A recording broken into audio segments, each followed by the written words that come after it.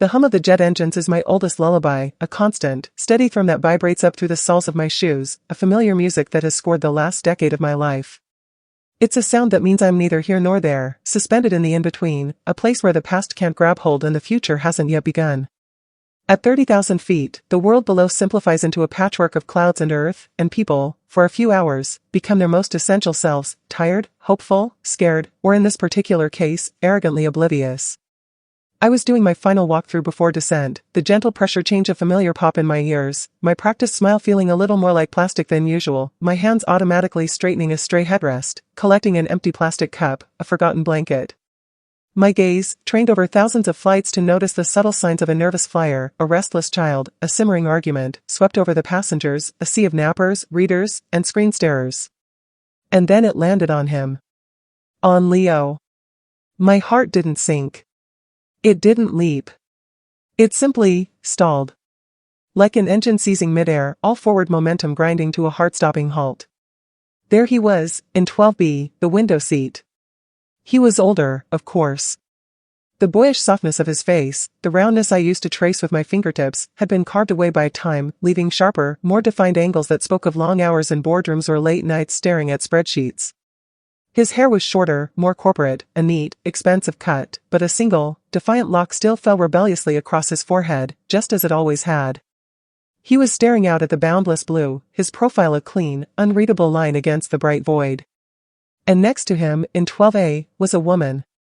She was elegant in a way that seemed effortless but undoubtedly cost a fortune, with a sleek blonde bob that didn't dare move and a cream-colored cashmere wrap draped over her shoulders, her manicured fingers resting possessively on his arm.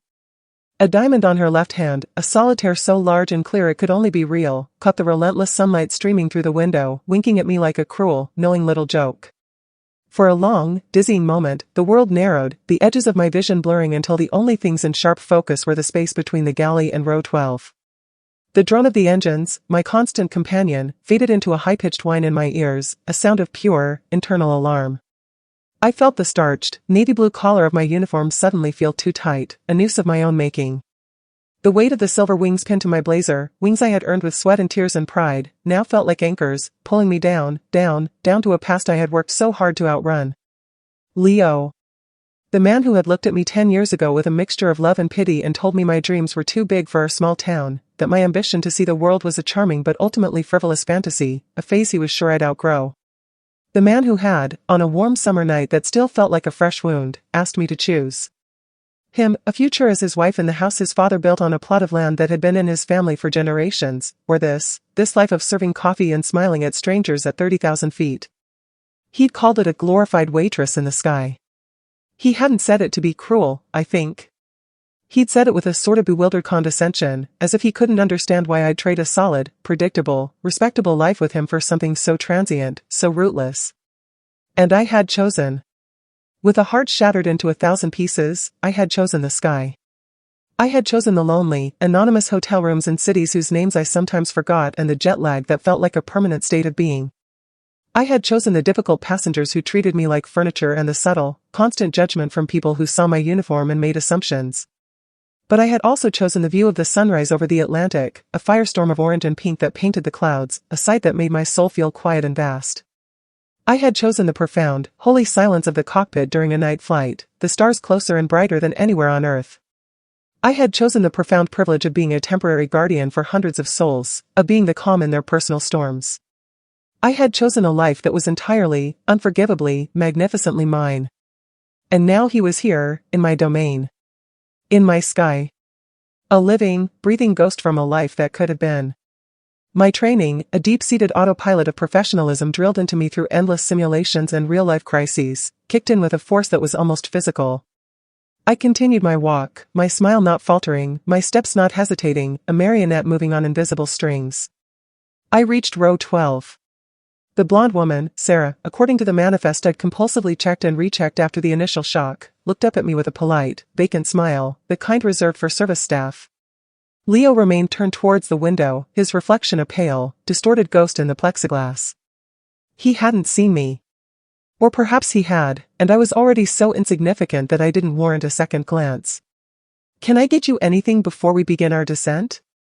I asked, my voice a smooth, pleasant instrument I had perfected over thousands of flights, a voice that could soothe a crying baby or de-escalate a drunken argument. Another water? Perhaps a coffee? The woman, Sarah, shook her head, her diamond catching the light again. We're fine, thank you. Her voice was pleasant, well-modulated, utterly devoid of any real connection. It was then that Leo turned. Slowly, almost reluctantly, as if pulled from a deep thought. His eyes, that specific shade of hazel, green and gold and brown all at once, eyes that used to make my stomach flip with a mixture of desire and safety, met mine. There was a flicker.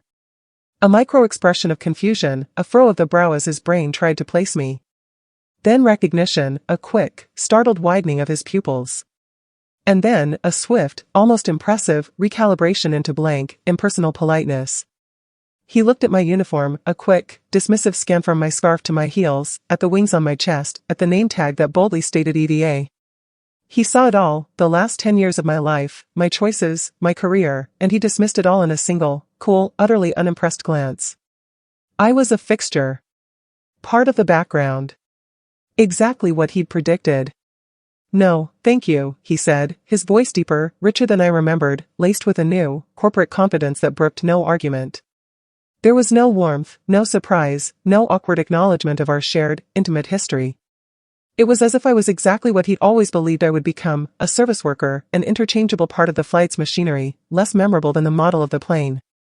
He turned back to the window, a clear, final dismissal, closing a door I hadn't even realized was still slightly ajar.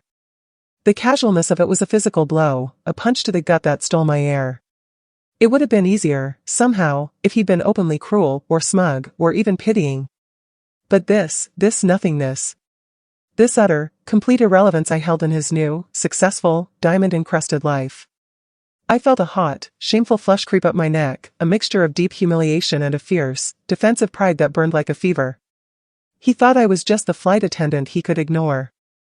He had no idea of the life I'd built, the storms I'd weathered, the strength I'd forged in the crucible of his rejection, the person I had become in the vast, empty, beautiful spaces he'd never dared to explore.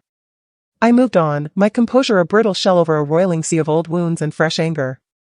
The next hour was a blur of automated motions, my body going through the well-rehearsed ballet of preparing the cabin for descent while my mind, however, was a world away, tumbling back through time, pulled into the gravity well of a past I had worked so hard to escape. I grew up in a town where the horizon was literally defined by cornfields, a place where the sky was a vast, domed lid on a very small jar. My world was small, warm, and quietly suffocating. My father, a man of few words and calloused hands, was a mechanic, his world defined by the tangible, the fixable, a broken carburetor, a faulty alternator. His hands were permanently etched with grease, his dreams limited to a paid-off mortgage and a reliable truck. He showed his love through action, through fixing my bike, through making sure our old house never fell into disrepair.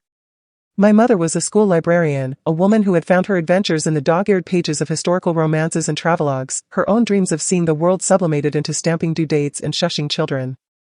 They loved me, fiercely and completely, but they didn't understand the restless, aching hunger in my soul, the desperate need to see what lay beyond the silos and the county line, to have a story of my own that wasn't borrowed from a book. Leo's family lived 3 streets over, in a house with a 3-car garage and a sprinkler system that came on at exactly 6 p.m. every evening. His father owned the biggest car dealership in 3 counties, a man who spoke in loud, confident tones and slapped backs for a living. They were the closest thing our town had to royalty. Dating Leo was like being anointed. It came with a certain status, a promise of a secure, comfortable future, an escape from the financial anxieties that whispered through my own home. And I loved him, in the way a young girl loves the handsome, popular boy who represents validation and escape, even if it's just an escape to a bigger house on a nicer street in the same small town. He was the star of the basketball team, the king of the senior prom, and he had chosen me. Eva, the quiet mechanic's daughter with her head always in a cloud, who preferred the view from the water tower to the gossip at the diner. The fight, the one that split my life into a before and after, happened the night of our high school graduation. The air was thick with the scent of cut grass and the sweet, cloying smell of honeysuckle. We were by the old quarry, the water dark and shimmering under a fat, low-hanging summer moon, a place that had been the backdrop for so many of our firsts. I was buzzing with a nervous, electric excitement, clutching the thick, official envelope in my hands, the acceptance letter from the prestigious Flight Attendant Academy. It was more than an acceptance, it was a key, a passport, my golden ticket out of the beautiful, stifling jar. It's just for a few years, Leo, I'd said, my voice breathless with hope, my words tumbling over each other. I'll be based in Chicago. Can you imagine? Chicago. And from there, I'll see Paris, London, Tokyo. I'll stand on the Great Wall of China. Imagine that. I was spinning a future of glittering cities and foreign skies, a future I had only ever seen in my mother's library books. He'd taken the letter from me, his brow furrowed in confusion. He read it slowly, his expression growing darker, more closed off with each word. He finished and held the paper as if it were contaminated. A flight attendant, he'd finally said, the word sounding flimsy, silly, almost disrespectful in his mouth. Eva, be serious. Come on. That's not a career. It's a temporary thing for sorority girls before they settle down and get a real job. The dismissal in his voice was like a splash of cold water. It is a career, I'd argued, my joy beginning to curdle into something harder, more defensive. It's a way to see the world. It's a good job with a good airline. I'll be able to support myself. I'll learn things. It's a serving job, he'd countered, his voice taking on that reasonable, patronizing tone I would come to despise, the tone that implied he was the adult and I was a foolish child. You wear a uniform, you serve drinks, you smile until your face hurts. You have to deal with people's trash. What kind of life is that? My dad has a position for me at the dealership. It's a real opportunity. We can get that house on Maple Street, the one with the big porch. We can have a real life here. A stable life. A family. He gestured around us, at the familiar, sleeping town, the dark outlines of the grain elevators against the night sky. This is real, Eva. This is solid. Chasing clouds, that's just a fantasy. A pretty one, but a fantasy all the same. I remember the feeling of my dream, this beautiful, fragile thing I'd nurtured in secret through years of quiet loneliness, crumbling in my hands under the sheer, immovable weight of his practicality.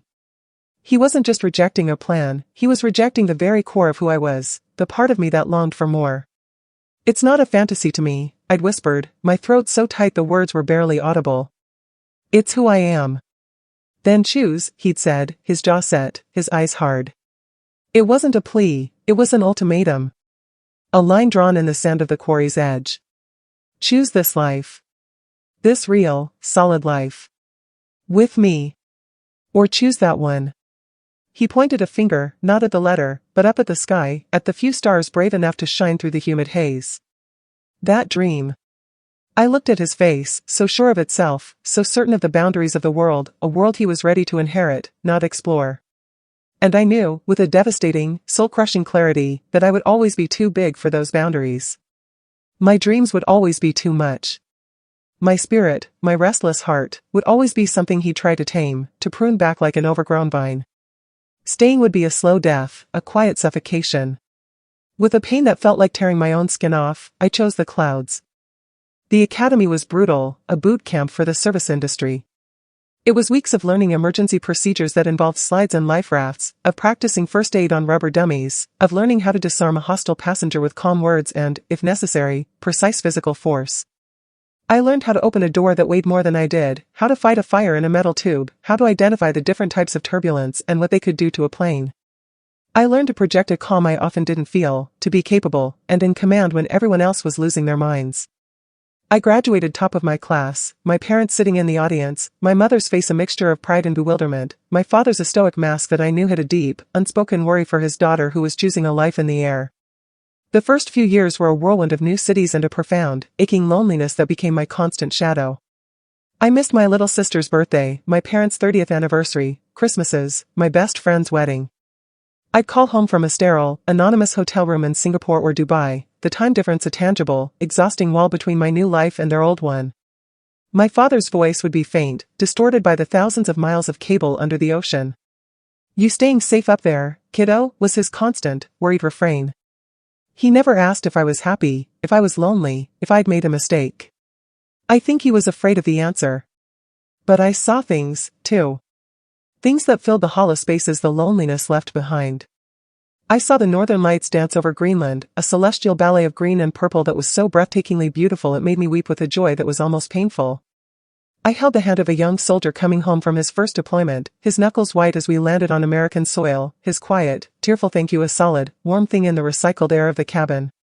I helped a doctor deliver a baby over the Indian Ocean, my hand steady and sure as the mother screamed and pushed, the new, perfect life taking its first breath in the thin, pressurized air, her first cries the most beautiful sound I'd ever heard. It was a life of extremes, of breathtaking, soul-filling beauty and grinding, bone-deep exhaustion. And there were the men. A charming, silver-tongued pilot from Barcelona who promised me the world and a lifetime of adventure and then ghosted me after a 3-day layover, leaving nothing but a note on hotel stationery.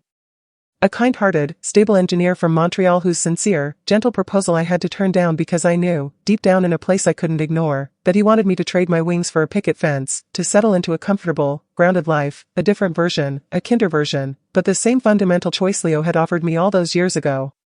My uniform became my second skin, my armor and my cage. It was a symbol of my freedom, of my independence, but also of my isolation. It was a barrier. People saw the smile, the perfectly tied scarf, the efficient, capable hands. They saw flight attendant. They didn't see Eva. They didn't see the woman who sometimes cried in the sterile silence of an airport bathroom after a particularly grueling flight with a plane full of angry, delayed passengers. They didn't see the woman who spent her days off in a quiet apartment, the silence so loud it echoed, watering her plants and wondering if this was all there was. They didn't see the woman who sometimes, in her weakest moments, stared at the framed photos of her friends' children and sprawling family Thanksgivings and wondered if the price of her freedom was a lifetime of being fundamentally, irrevocably alone and misunderstood. And now, Leo was here, a living, breathing embodiment of that price. He was the path not taken, sitting in 12B, and he didn't even see me. He saw the uniform. He saw the service. He saw the glorified waitress. He was the walking, talking validation of every doubt, every fear, every late-night worry that had ever plagued me. The captain's voice came over the intercom, calm and steady, a voice I knew belonged to Gary, a man with 2 kids and a passion for fly fishing. Ladies and gentlemen, this is your captain speaking. We're beginning our initial descent into Chicago. We've got a few bumps ahead as we pass through a weather system, so I'm going to ask you to return to your seats and make sure your seatbelts are securely fastened. Cabin crew, please prepare the cabin for arrival. The first jolt was minor, almost routine. A quick, sharp drop that made a few passengers gasp and then laugh nervously, the way people do on roller coasters. I was in the aft galley, securing the last of the service items, locking the coffee makers, stowing the remaining sodas. I glanced out the small porthole window. The sky, which had been a serene, endless blue, was now a bruised, ominous purple-gray. The clouds below us weren't the fluffy, cotton ball cumulus of a pleasant day, they were thick, roiling stratocumulus, their tops boiling upwards like an angry sea. Another jolt, stronger this time, a longer, more sustained drop. The plane shuddered, and the overhead bins rattled a percussive warning. The nervous laughter stopped, cut off as if by a switch. I moved into the cabin, my smile carefully in place, a mask of reassurance. Just a little turbulence, folks. Please remain seated with your seatbelts fastened nice and tight. My voice was a practiced melody of calm. I caught Leo's eye as I passed row 12. He was looking straight ahead now, no longer at the window, his jaw tight, a muscle twitching in his cheek. Sarah had her hand on his arm again, her knuckles white with tension. He patted her hand absently, his focus turned inward, on the sensations of the plane. He was nervous. I could see it in the rigid set of his shoulders, in the way he was gripping his thighs. A small, petty, deeply human part of me felt a flicker of savage satisfaction. The confident businessman, the master of his terrestrial domain, the man who had built his life on solid ground, was uneasy, vulnerable, in my element. Then the world fell out from under us. It wasn't a jolt or a drop. It was a plunge, a sheer, sickening elevator cut the cable fall that lasted for a heart-stopping 3 seconds. The force of it slammed me down into a jump seat, the seatbelt digging hard into my hips. My stomach lurched into my throat. The oxygen masks dropped from the ceiling with a loud, simultaneous, mechanical hiss, swinging like bizarre pendulums. A collective scream ripped through the cabin, a raw, primal sound of pure, unadulterated terror that was nothing like the nervous laughter from moments before. Luggage tumbled from the overhead bins with heavy, terrifying thuds. The engine screamed, a high-pitched, straining whine I'd only ever heard in the most severe training simulations. The plane wasn't just shaking, it was being seized by a giant, invisible hand and being rattled violently, the very structure groaning and protesting under the stress. The fasten seatbelt sign chimed incessantly, a useless, frantic counterpoint to the chaos. Brace! Brace! Brace! I yelled, my voice cutting through the bedlam, my training overriding my own skyrocketing fear. I grabbed onto the headrest of the seat in front of me to keep from being thrown into the aisle. The plane angled sharply to the left, and a cart in the galley broke free of its latch, crashing against the door with a sound of shattering glass and twisting metal. This was no ordinary turbulence. This was severe, clear air turbulence of the worst kind, the kind that could, and had, torn planes apart. My mind, cold and clear despite the adrenaline screaming through my veins, raced through the emergency checklist. Secure the cabin. Check on passengers. Assess injuries. My eyes, trained for crisis, scanned the rows. People were crying, praying, vomiting into sick bags. A man was reciting the Lord's Prayer over and over. Children were wailing, their cries sharp with a fear they couldn't comprehend. It was a scene from a nightmare, a Hieronymus Bosch painting of panic at 30,000 feet. And then I looked at row 12. Sarah was hysterical, her body curled into a ball, her face buried in her hands, her shoulders shaking with violent sobs. But Leo was terrifyingly still. He was staring straight ahead at the seatback in front of him, his face ashen, a sickly gray-green, devoid of all its earlier arrogance and cool dismissal. All the color, all the life, had drained from him, leaving a marble statue of a man. His hands were gripping the armrests with such force I thought the plastic might crack. His knuckles were stretched so tight they were bone-white. He looked like a man staring directly into the abyss, and the abyss was staring back, showing him his own mortality. The plane shuddered again, a violent, wrenching, side-to-side motion that felt like the wings were going to be torn from the fuselage.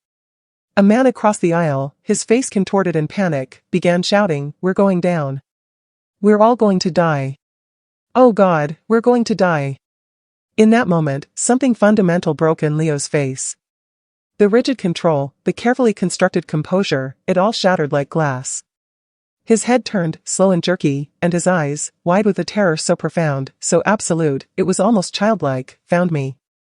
I was standing braced in the aisle, my own heart hammering a frantic, wild rhythm against my ribs, my professional mask the only thing holding my own screaming panic at bay. Our eyes locked. The noise, the chaos, the screaming, the groaning of the plane, it all seemed to fade into a dull, distant roar, as if we were at the bottom of the ocean. In that suspended, eternal moment, there was only his raw, unvarnished, naked fear and my steady, anchored presence. He was the embodiment of chaos, and I was the still point of the turning world. He didn't shout. He didn't call my name. He simply looked at me, the woman he had ignored, the life he had dismissed, the glorified waitress, and he whispered. The words were so soft, so stolen by the cacophony around us, that I almost didn't hear them, but I saw them form on his lips, I felt them resonate in the very core of my being, a vibration more powerful than the turbulence.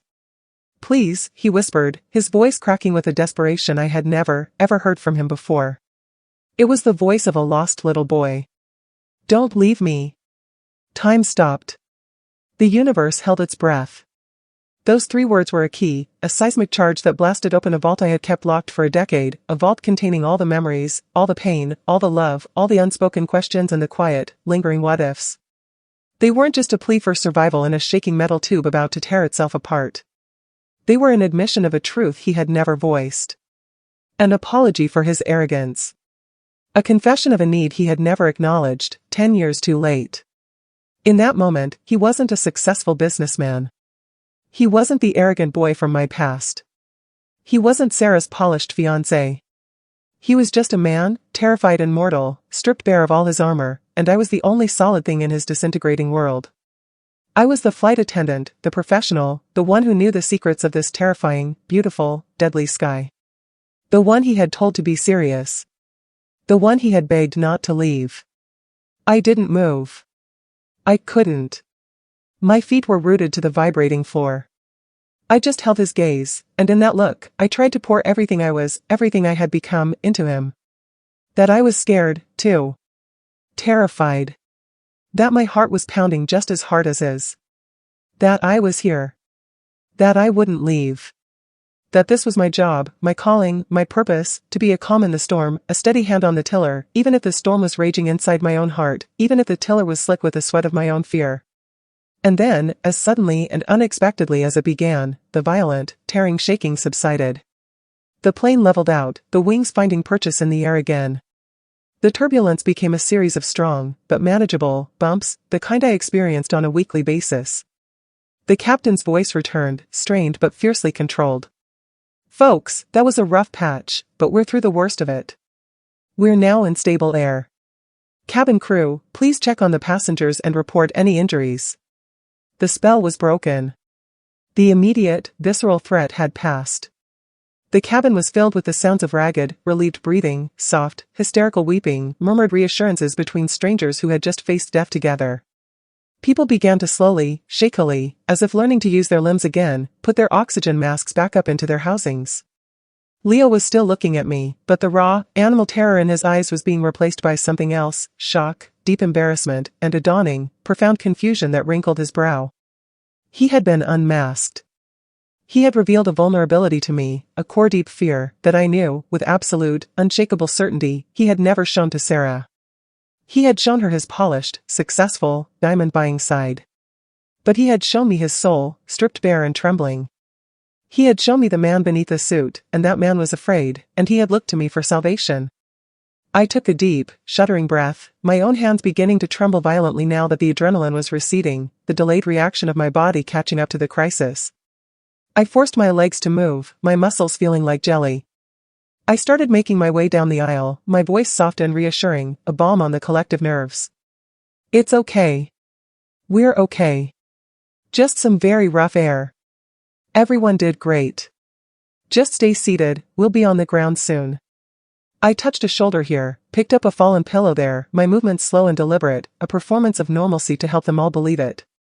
When I reached row 12, Sarah was dabbing at her red-rimmed eyes with a tissue, her composure slowly returning, though her hand still shook. My God, she breathed, her voice trembling. That was horrific. I've never been so scared in my life. I looked at Leo.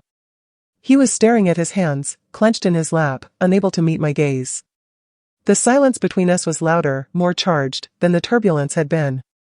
It was filled with the echo of his whispered plea. Are you both all right? I asked, my voice professionally neutral, yet softer than it had been before. I think so, Sarah said, looking at him with concern. Leo? Honey, are you okay? He finally looked up at me. The arrogance, the dismissal, the cool politeness, it was all gone, scoured away by the storm. In its place was a deep, unsettling humility, and a look of such intense, bewildered scrutiny, as if he was seeing me for the very first time. Yes, he said, his voice rough, hoarse from screaming or from fear. Thank you. The words were simple, standard, but they carried the weight of an entire, unspoken conversation, of a decade of history, of a monumental shift in the universe. Thank you for not leaving me. Thank you for being calm. Thank you for being here. I see you now. The rest of the flight was a surreal, dreamlike sequence. We landed at O'Hare without further incident, the wheels touching down with a smooth, reassuring screech and a puff of smoke. As the plane taxied to the gate, a wave of spontaneous, heartfelt applause broke out, a collective, cathartic release of tension and gratitude for the crew, for the pilots, for the simple, miraculous fact of being alive. People were laughing and crying with relief, hugging their seatmates, their faces etched with the profound experience we had all shared. I stood by the forward door, ready to see them off, to offer the final, thank you, bye-bye, that signaled the end of the journey. My smile was back in place, but it felt different now. It wasn't made of plastic. It felt earned, real, a smile that had been tested in fire and had held. The passengers filed out, a slow, shuffling procession of the emotionally spent. Many of them stopped, their eyes earnest, to thank me and the rest of the crew. You were so brave, one elderly woman said, squeezing my hand, her grip surprisingly strong. Thank you for keeping us calm. You were an angel. A young man nodded, his face pale. I thought that was it. Your voice, it helped. Thank you. Then came Leo and Sarah. She exited first, still looking pale and shaken, but already pulling out her phone, reconnecting to the world. Thank you, she said to me softly, a genuine gratitude in her eyes now. Leo paused in the doorway. The space was cramped, intimate, the gap between the aircraft and the jet bridge feeling like a chasm between two worlds.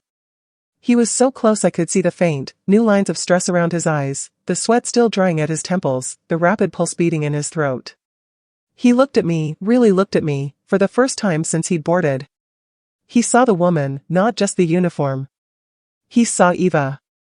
Eva, he said, my name, a confession, a prayer, an apology, all wrapped into one single, breathed syllable. Leo, I replied, my voice quiet, steady, waiting. He searched for words, his usual glib confidence utterly gone, leaving behind a raw, uncertain man. Back there. He gestured weakly back into the cabin, towards the seat where his world had fallen apart. It's okay, I said, and I found that I truly, deeply meant it. The anger, the humiliation, the hurt, it had all been washed away in the storm, leaving behind a clean, quiet peace. It's a scary thing.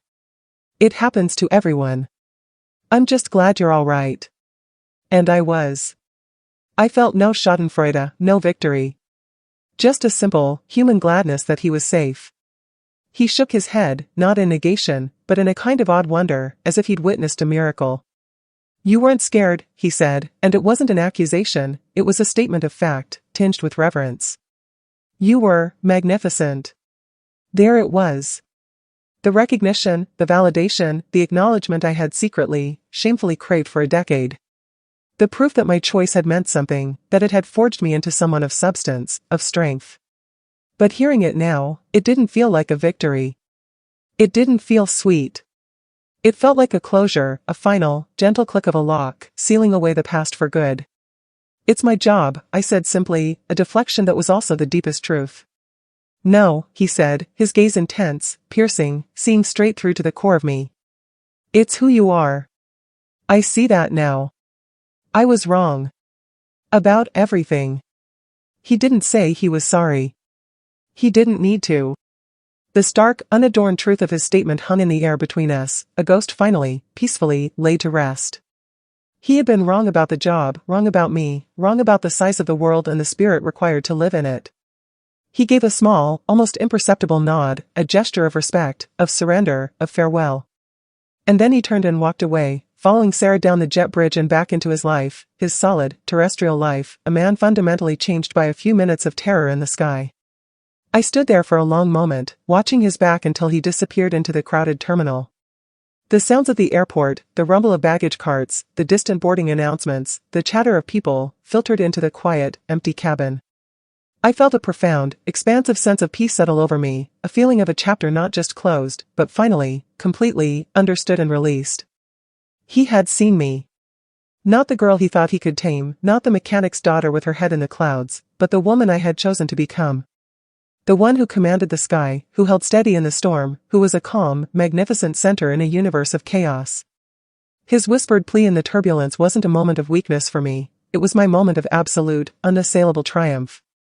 Later, in the quiet, fluorescent-lit solitude of the crew room, I unpinned the silver wings from my blazer. I held them in my palm, the metal cool and solid against my skin. To most people, they were just a piece of costume jewelry, a badge for a job. But to me, they were a testament to a choice made long ago on a warm summer night. They were the symbol of a life lived on my own terms, with all its lonely hotel rooms and all its breathtaking, soul-stirring glory. They were the proof that I had chosen the difficult, beautiful path, and that I had walked it with courage. Leo's words, "Please, don't leave me," would echo in my mind for a long time, not as a painful memory, but as the final, undeniable proof that I had chosen correctly all those years ago. The world will always try to tell you who you are, to fit you into a small, manageable, respectable box. It will try to dismiss your dreams as fantasies, your ambition as arrogance, your spirit as something that needs to be tamed. But you must never, ever apologize for the size of your spirit.